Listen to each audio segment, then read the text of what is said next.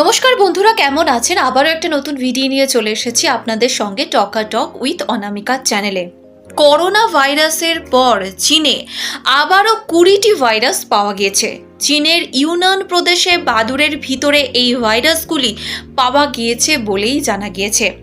জানিয়ে রাখা ভালো, এই ধরনের যে ভাইরাসগুলির মধ্যে দুটি ভাইরাস নিপা ভাইরাস এবং হেন্দ্রা ভাইরাসের মতো।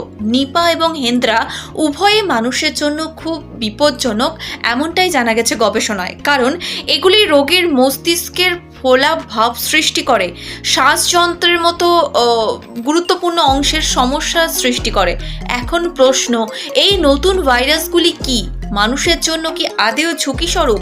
বর্তমানে এই ভাইরাসগুলি থেকে সংক্রমণের কোনো ঘটনার রিপোর্ট এখনো কিন্তু পাওয়া যায়নি।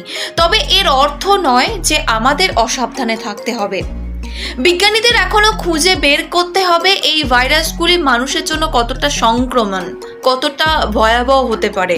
ততক্ষণ পর্যন্ত অবশ্যই সুস্থ রাখুন, নিজেকে সুস্থ থাকুন।